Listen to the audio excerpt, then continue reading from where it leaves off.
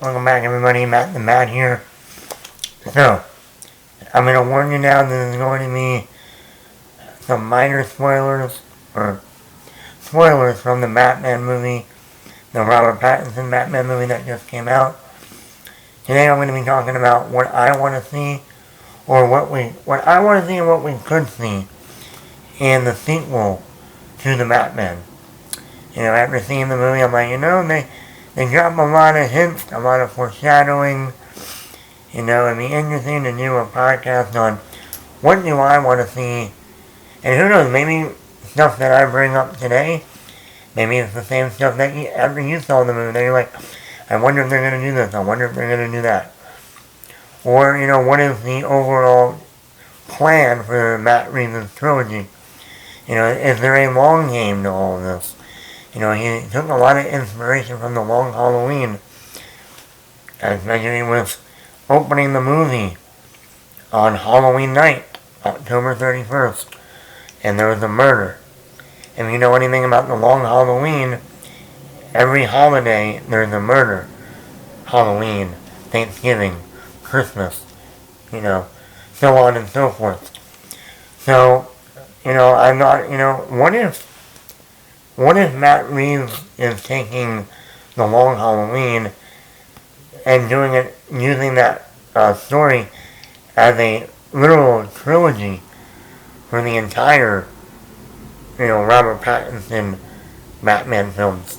Not just one movie, like The Dark Knight took The Long Halloween and was inspired, used it as inspiration, but all of it. And one of the stories in The Long Halloween, not only do you have, a serial killer murdering people on every holiday, but you have the tragedy of Harvey Dent, from coming to Gotham, being a district attorney, then slowly unraveling, becoming Two-Face, getting all the half-face burnt off, and going down that dark road. And obviously that was a major influence on The Dark Knight. I think people sometimes don't talk about that as much as they should about the rise and fall of Harvey Dent. You either die a hero or live long enough to see yourself become the villain. And let me tell you, so I'm going to go in and talk about what I want to see in the next movie, what I think Matt Reeves set up in his Batman movie that could pave the way. I'm not saying this is going to happen. I'm just saying there are little clues and little Easter eggs and little hints of foreshadowing of this is probably the direction that they're going in, but we don't know for sure. So, let's get into it. Like I just mentioned, The Long Halloween. I think The Long Halloween is going to be continued in the next Batman movie. I think they are definitely going to bring in Harvey Dent. If you saw the end of the movie, at the very end they had not really a post-credit scene, but a scene where if you go on a website, they give a list of numbers. And each of one of those numbers was a comic book relating to Batman that was introducing a villain. Like one was introduction of the Riddler, introduction of Catwoman, introduction of Penguin. Then they had another number that was the release date for the movie, March 4th. Then the final little code or little number, when you put it into the computer, it comes up with a Batman comic that says that is the introduction of Harvey Dent. And that's not surprising. Once again, I'm going to say it one more time. I'm going to be talking about spoilers. So if you didn't see the Batman, and you don't want to be spoiled for maybe a sequel, don't watch this video. But if you don't care, and you're just like, I just want to see Matt talk. Peter Starsnard played the district attorney in the Batman. Trivia. Here's a little fun fact, not trivia. Fun fact. Peter Starsnard is married to Maggie Gyllenhaal. Maggie Gyllenhaal played Rachel Dawes in The Dark Knight. Rachel Dawes was in a relationship with Harvey Dent, the new district attorney, played by Aaron Eckhart. So I remember when they announced that Peter Sarsgaard was going to be in The Dark Knight, they had a photo, and they showed Maggie Gyllenhaal in the picture, and she said, our new district attorney. And I thought Peter Sarsgaard was going to be the new Harvey Dent. But I do think it's funny that Maggie Gyllenhaal is in a relationship with Peter Starsnard, who became the district attorney in this new Batman, when the last time we saw Maggie Gyllenhaal relating to Batman, she was dating Harvey Dent in The Dark Knight. Fun little fact there. But Peter Starsnard got his entire head blown off by the Riddler in the Batman. So, we know that means, okay, there's going to have to be a new district attorney in the Batman. So I 100% believe that we are going to see Harvey Dent in the next Batman movie. Now, like you, like me, you know, well, what are they going to do different with Harvey Dent that they didn't do so perfectly in The Dark Knight? That's one of the things that you don't hear people talk about, is the brilliant storytelling and the brilliant arc of Harvey Dent's character in The Dark Knight. And Aaron Eckhart, the actor that played Harvey Dent, doesn't get the notoriety like Heath Ledger. But it does question, like, what are they going to do with Harvey Dent? I think they are going to do the rise and fall of Harvey Dent. You have to.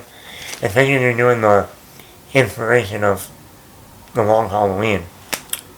I also think what I would love to see, if they do take the Harvey Dent character and spread him into the second and the third Batman movie, is by the end of the second one, have him become Two-Face. But then in the third one, do something they haven't done in the films yet, in the live-action movies, is then take that story of maybe he gets plastic surgery to fix the other half of his face. But what's so brilliant is it has a psychological film. Even though he gets plastic surgery, every time Harvey Dent looks in the mirror, he still sees the scar face. Kind of like when people get their leg or arm gets amputated, and then they finally get, a robotic leg or a robotic arm. Or they don't have an arm at all, or they leave it, but they still see that phantom leg, so to speak. To have a movie where, Harvey Dent is so down and so messed up that the arc for me that Batman has to come back in and try and bring Harvey Dent back to the good side. Kind of like Luke bringing Darth Vader over by Return of the Jedi. That would be an interesting story that we haven't seen on screen of. We see the fall of Harvey Dent becoming Two-Face, but now we're going to see the redemption arc. And also, I did want to bring up, I'm not going to do this with everything in here, but I did want to bring up 5 actors that I could see coming in to play Harvey Dent. 2 of these are younger, 2 of these are middle-aged guys. 2 of them are, I would say definitely 2 of them, you would never expect to be Harvey Dent. But I think that's what's the great thing about, these Batman movies. No one suspected Heath Ledger to be the Joker, So here are my 5 picks to maybe be the next district attorney, Harvey Dent. Harvey Dent. I love this job. Number 1, Zac Efron. I think Zac Efron is a very underrated actor. Especially now that he's getting older, he's starting to look. His next movie is that remake of Firestarter, playing a dad Um, I think like if you look at movies like Neighbors, he has a comedy. But if you just watch Zac Efron's performance, he shows a lot of range, especially some dramatic chops that really, in terms of unraveling, like not knowing who he is, who he wants to be in life. That can be interesting for Harvey Dent. Plus, we've seen Zac Efron be that cocky, kind of, I'm all that, I'm the man. So to come in and be like the new district attorney and be like, I know what I'm doing. I can turn Gotham into what it should be. I can clean this city up. And then he has the fall and tragic fall and becoming Two-Face.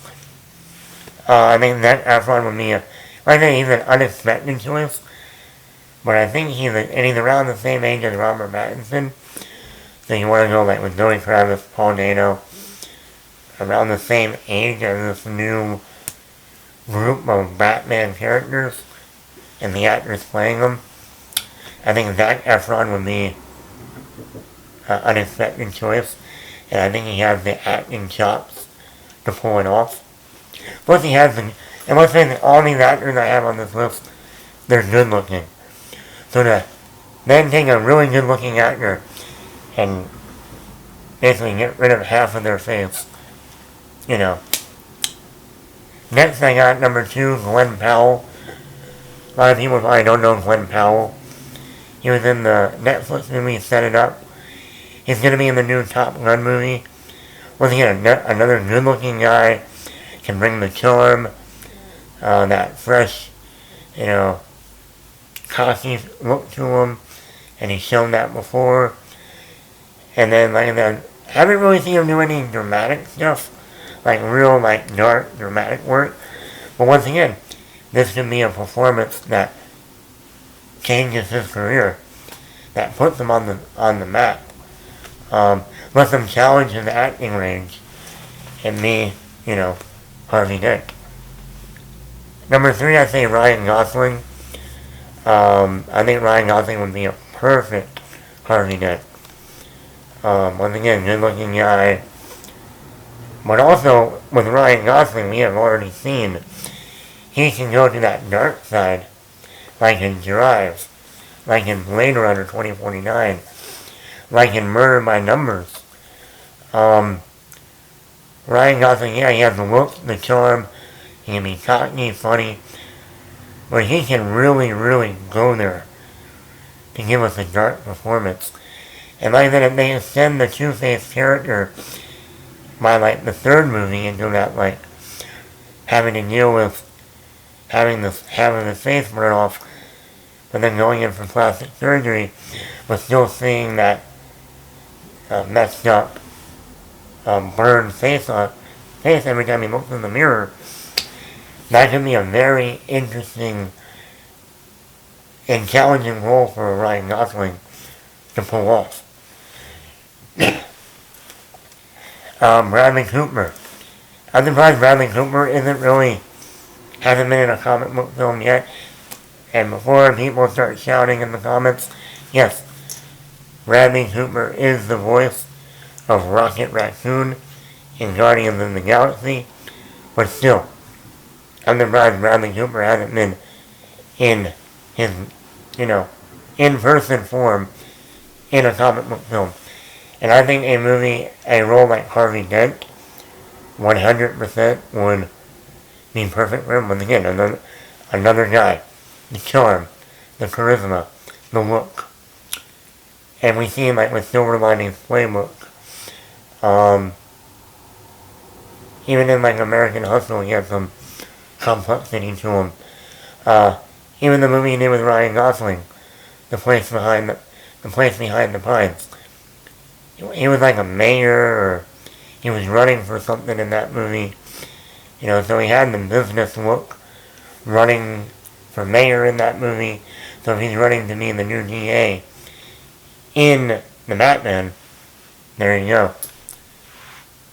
I think Bradley Cooper can really do a good job in the movie. And finally, the one actor I've always been championing to be Harvey Dent. The actor that looks 100% right on the comic of Harvey Dent, John Hamm.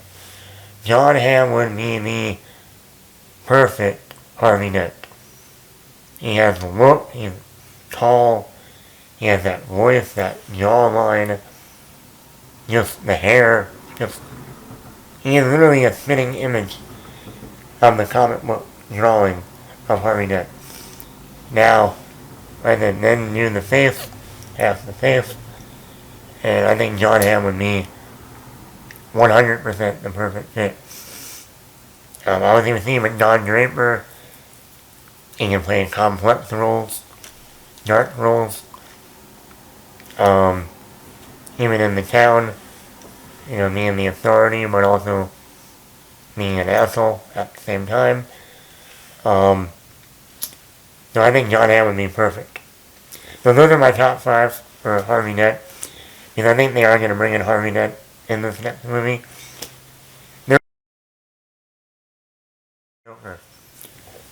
Mary Keegan is the new Joker in the Robert Pattinson Batman universe. Apparently there was a scene at the end of the movie with the Riddler and Joker in the Arkham Asylum. We kind of got shadowy figure of the Joker, but we haven't gotten, the Joker.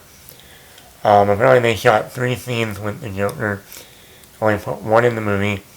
One of them was going to be Batman going to see him to see if he could help, if the Joker could help him figure out the next riddle in the Riddler's game. So it was going to definitely be like a Clarice Starling, Hannibal Lecter dynamic. And I think that's what they should do anyway in the moving forward. If we see the Joker in the next movie, I don't want him to be the main villain. I would rather have that Clarice Starling, Hannibal Lecter dynamic, where there's another killer out there, and Batman has to go talk to the Joker to get some ideas or some clues of what this other killer might be thinking. And to use them sparingly, maybe only do 2 or 3 scenes in the movie, and then save the Joker for the 3rd movie. I even had this idea that what if, and I'm going to get into this later, that what if the Joker is a different, once again, the Joker is a code name, a nickname, if you will. Just like, Joaquin Phoenix had a name, but then he called himself the Joker. Jack Nicholson was Jack Napier, but then he went by the Joker. Heath Ledger, we don't know what his real name was. But I was thinking, what if this Joker, and let's say by the end of the 2nd movie, the people in Arkham, or the villains in Arkham get out of Arkham, and the Joker is one of those people. And then in the 3rd movie, we see Hush, the comic book character Hush. That was brought up in this new movie, when the Riddler was talking about past the Wayne family. They mentioned Thomas Elliot, the father of the son who will become Hush, that, he had a son, and da-da-da. And I was thinking, that would be interesting if the Joker really ended up being Ted Elliot, Hush, in the 3rd movie. Like, that's his real name. I don't know if that will happen, but I thought that would be an interesting dynamic. Because you hinted at Hush in the movie. You showed the Joker at the end of the movie. We don't know anything about this Joker. And if you want to do a different interpretation of the Joker, have the identity of Hush really be Ted Elliot, who is actually the Joker. Maybe. That's just an idea. Just an idea. But I still think they should use the Joker sparingly. We still have the Joaquin Phoenix Joker still out there. They're making a sequel with him. So bring back Mary Keegan as the Joker, use them minimally.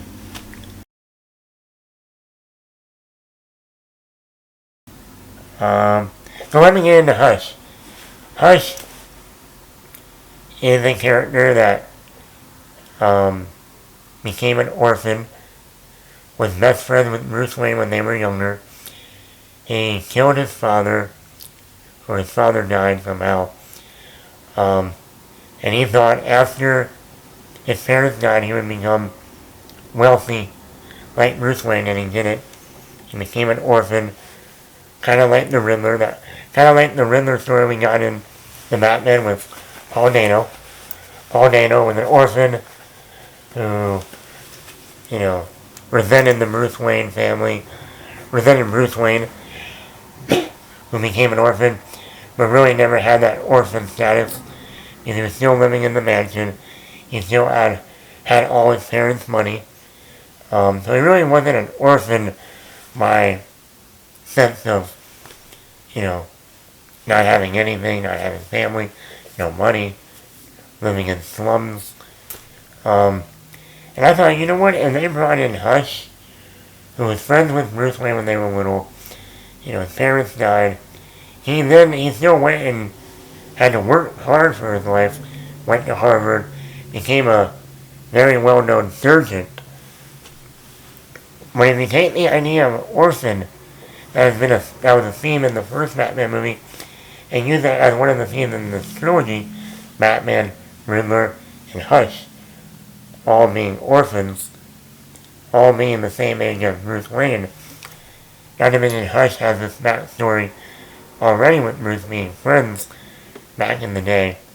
I just see Hush maybe not being the villain in the second movie, but being the overall villain in the third movie, who's been his whole plan. I look like a guy with a plan. So yeah, I can see Hush showing up, and that's a villain we haven't seen in any live-action Batman movie yet. So, if you want to bring in a villain we haven't seen yet, Hush would be it. Robin. Robert Pattinson has come out and said he is for having Robin in the Batman sequel, or one of the sequels. He said his only stipulation is the Robin has to be, the kid has to be 13 years old, which is perfect. Because Robin is supposed to be a younger teenager. He's not supposed to be in his 20s, like Chris O'Donnell in Batman Forever.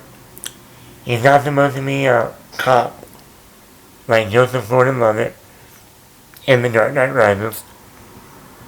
He's supposed to be a 13-year-old or a young boy. Robin's supposed to be a 13-year-old. And this movie, the Batman movie, already foreshadowed Robin. At the beginning we see the mayor gets killed, and when Batman goes to the crime scene, he sees the mayor's son, a little boy. He wants to go to him, to see if he's alright. He doesn't.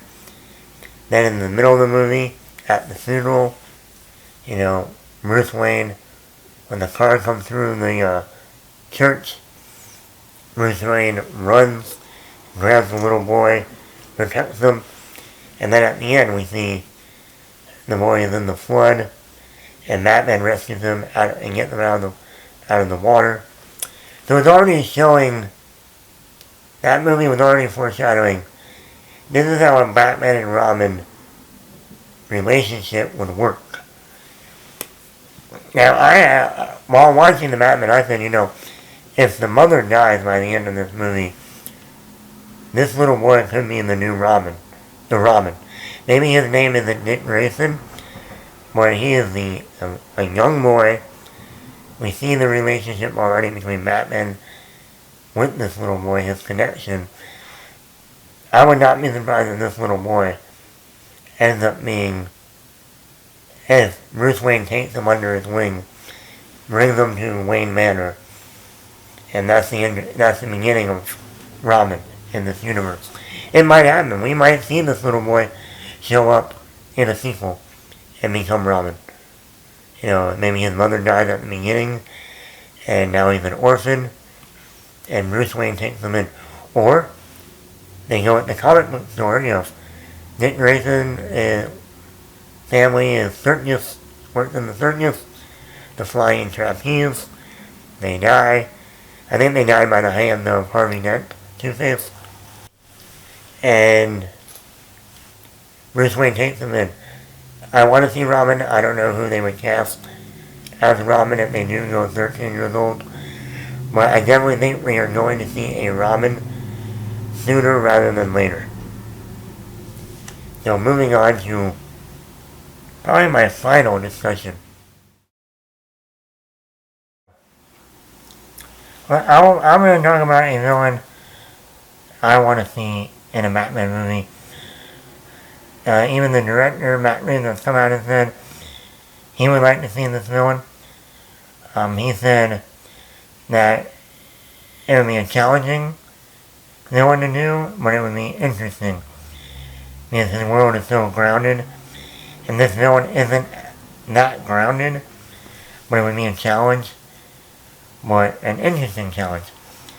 And a villain that needs to be redone, and a villain we haven't seen in a long time, and that is Mr. Freeze. Now, yes, we all know the Arnold Schwarzenegger, Batman and Robin, Mr. Freeze. Horrible.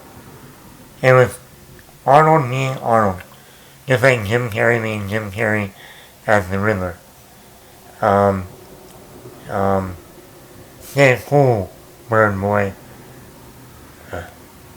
What killed the dinosaurs? The Ice Age.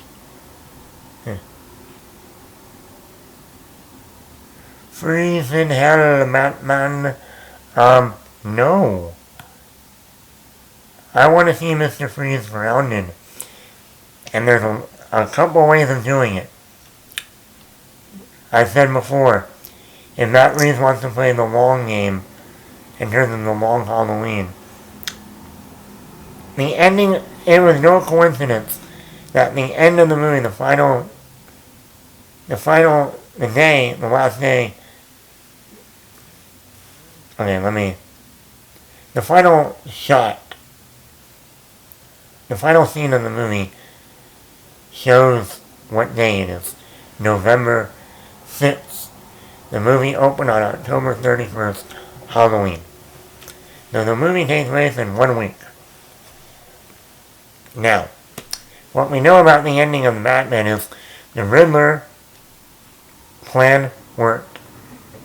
They blew up the seawalls around Gotham, and now Gotham is flooded. Gotham right now looks like after Hurricane Katrina in New Orleans. It's flooded. And with all that water, you're not going to get that water out like that. And since it was shown at the end of the movie that it's November 6th, guess what? What comes after November? December and January. And what happens in December and January? It's winter time. Oh, I think you know where I'm getting with this. Winter time. What happens in the winter? It gets cold. And what happens when it gets cold, especially up north? It snows. It ices over. Ice. Freeze. Okay. Now you see where I'm going. So instead of having Mr. Freeze Gotham, like in Batman and Robin, it can be a normal weather freeze of wintertime. Winter season. And guess what? Now that Gotham is flooded, and that flood becomes ice, guess what? Mr. Freeze has his little ice city, if you will. And that covers the ice thing. Also, if they want to play the long game of Long Halloween, if you open the movie on either Thanksgiving or Christmas, and there's a murder, once again, you're playing the long game. Another murder happened on a holiday. There you go. So yeah, and Mr. Freeze is I think in the comics he's a scientist. I think you can retcon that a little bit and have him a doctor. Dr. Freeze. Why? And why would that work? Well, for one reason, if he was a doctor, you can say he worked at Gotham General, where Thomas Wayne worked. Mr. Wayne, Thomas Wayne, was a doctor. He's a surgeon. Even in the movie, Carmine Falcone, when he sees Bruce Wayne, he says, yeah, your father, I came to your door. I was shot or wounded. Your father sewed me up, and you were right there, standing there, a little boy. Bruce Wayne's father's a surgeon. So, you can have... Sorry, my light went out. So you can have Mr. Freeze being a doctor. Either he worked with Thomas Wayne, or he worked in the same hospital. Or you can have, if you wanted to be younger, like around Bruce Wayne's age, or maybe just a little bit older, maybe he was, looking up to Thomas Wayne to be a doctor, and went into medical school, and, he got married, and his wife, Nora, came down with cancer, like in the comics. And he tried to find a cure. In order to find a cure, he has to do experiments on people to see if they have something that can cure his wife. And that's where you can have the tragic story of, almost like Dr. Octopus in Spider-Man 2. He's not a villain. He's just doing what he's not a bad guy, per se. He's just trying to get his reactor back up and running in Spider-Man 2. So yes, he does things that are questionable, but he's not a horrible guy. You get someone like Mr. Freeze, where he's a doctor, and he's trying to do experiments on other patients to help his wife. Yeah, it's not the way to do things, but there should be some sympathy for him and tragedy. It'd be great to have Harvey Dent and Mr. Freeze as the villains, as these two tragic figures. Now, who would I cast as Mr. Freeze if they go that route? I don't know. I mean, you don't want to say, the guy who's bald head. No, if you were going to do that, I would say either Stanley Tucci would probably make a great Mr. Freeze, or Ray Fiennes. You get Ray Fiennes in there as Mr. Freeze. Those are just two ideas off the top of my head.